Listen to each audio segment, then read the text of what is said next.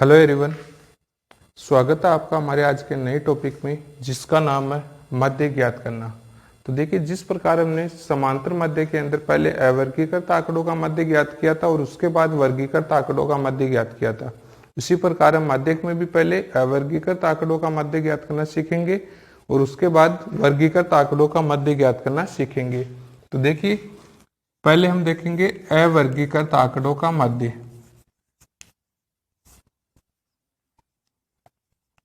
तो अवर्गीकृत आंकड़ों का मध्य हम किस प्रकार ज्ञात करते हैं? इसके लिए दो कंडीशन है।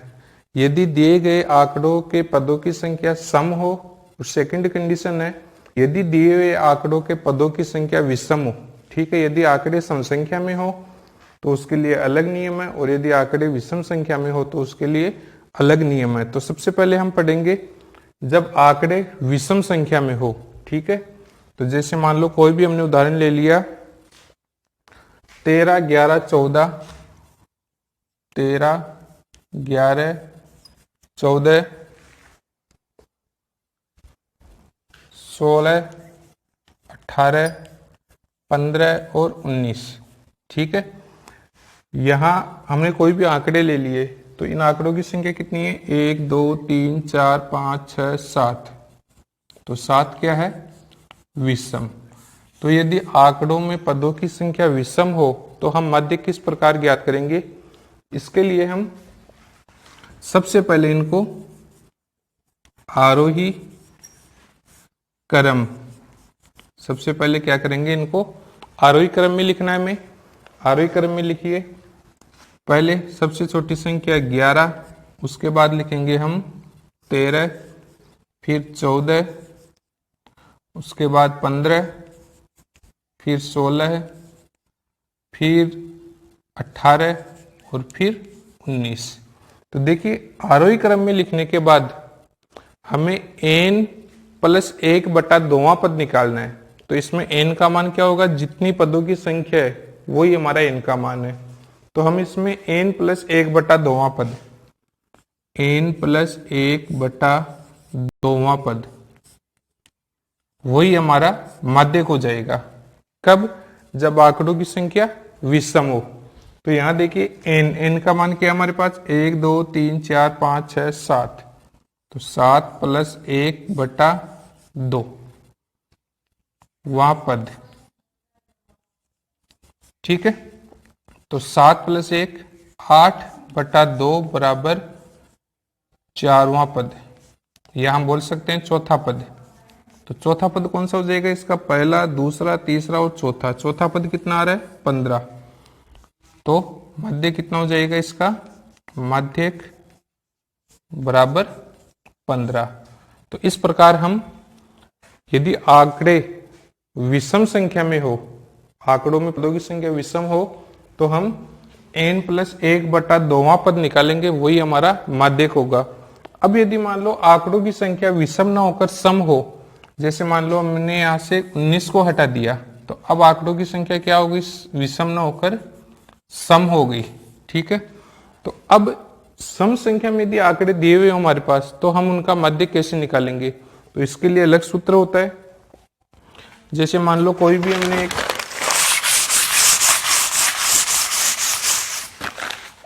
इसके लिए हम सूत्र कहां मिलेंगे?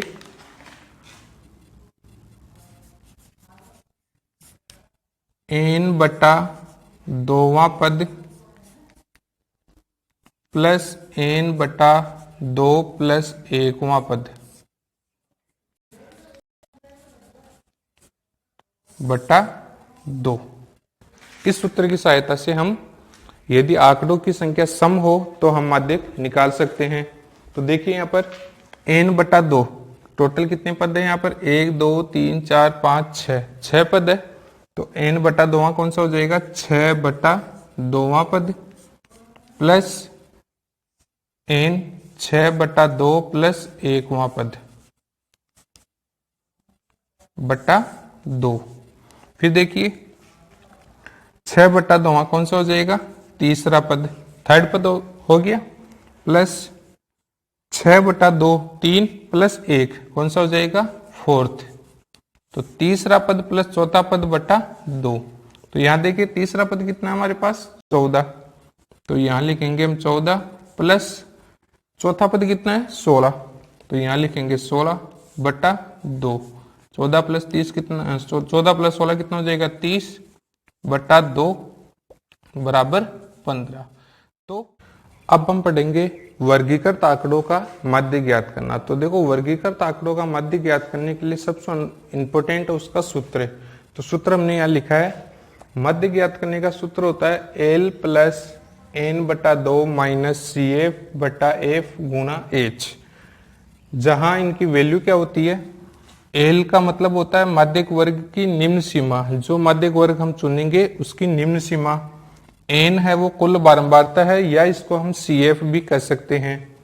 फिर सी एफ जो है वो है पूर्व वर्ग की संचय बारंबारता, जो माध्यक वर्ग हम चुनेंगे उसके ठीक पूर्व वर्ग की संचय बारंबारता। एफ है जो माध्यक वर्ग हमने चुना उसकी बारंबारता, और एच है माध्यक वर्ग का वर्ग अंतराल कितने का उसमें अंतर है।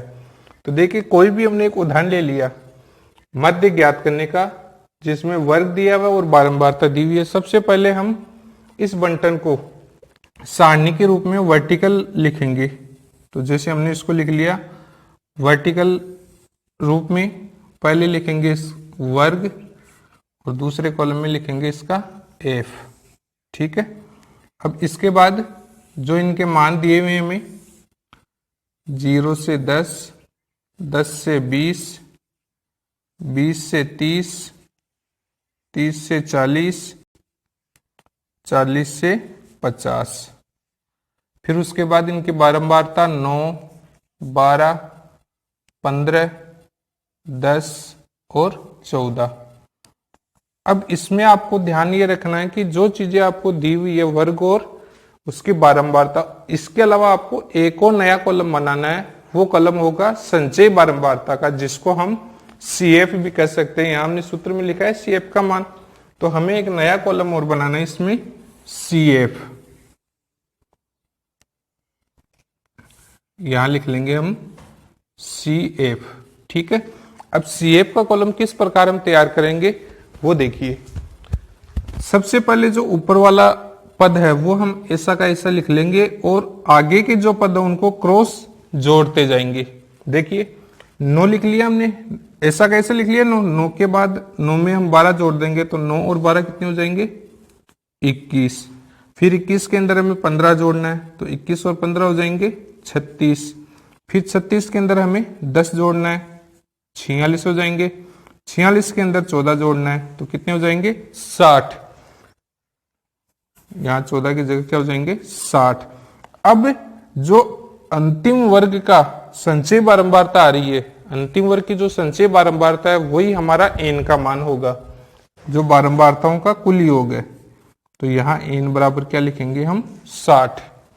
अब देखिए सूत्र के अनुसार बार बार नाम आ रहा है माध्यक वर्ग का, तो हमें सबसे पहले माध्यक वर्ग ज्ञात करना होगा। और माध्यक वर्ग किस प्रकार ज्ञात करेंगे हम, एन का मान हमने लिख लिया यहां पर 60। अब यहां एन बटा 2, एन बटा 2 का मान कितना हो जाएगा 60 बटा 2 बराबर 30, ठीक है। एन बटा 2 बराबर कितना हो गया 60 बटा 2 बराबर 30। इस 30 से ठीक बड़ी संचयी बारंबारता, यहां शॉर्ट में लिखा है हमने संचयी बारंबारता का, कितनी है संचयी बारंबारता देखो 30 कोई भी नहीं है यहाँ पर, तो 30 से ठीक बड़ी संचयी बारंबारता कौन सी हमारी 36।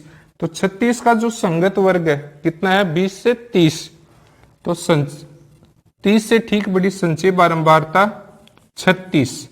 36 से संचयी बारंबारता का संगत वर्ग कौन सा है 20 से 30, 20 से 30, तो यही हमारा क्या हो जाएगा माध्यक वर्ग। अतः माध्यक वर्ग बराबर 20 से 30। अब देखिए माध्यक वर्ग ज्ञात करने के बाद सूत्र में दी गई सभी वैल्यू को हम यहां लिखेंगे। सबसे पहले हम लिखेंगे एल।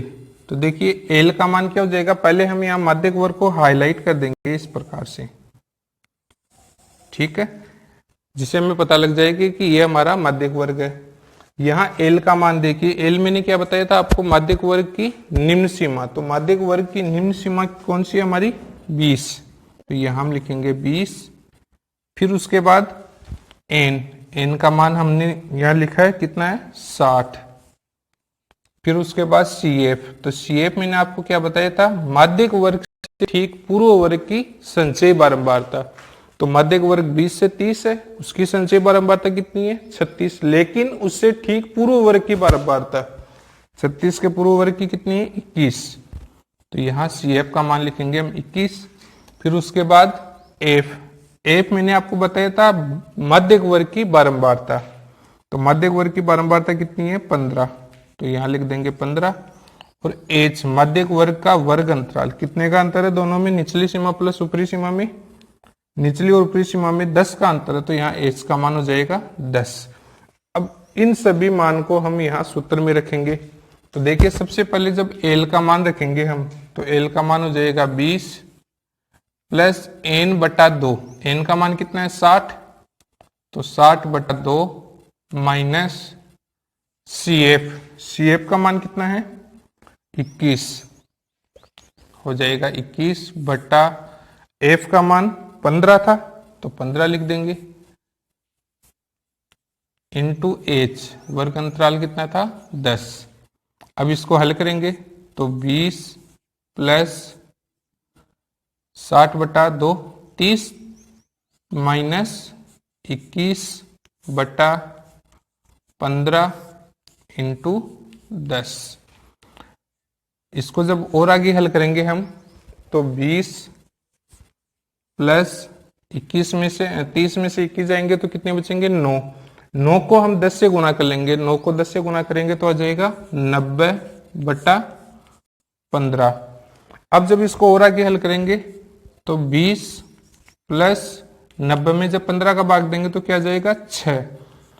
और 20 और 6 को जब जोड़ेंगे तो आ जाएगा 26, जो कि हमारा आंसर है। तो ये थी मध्य ज्ञात करने की विधि।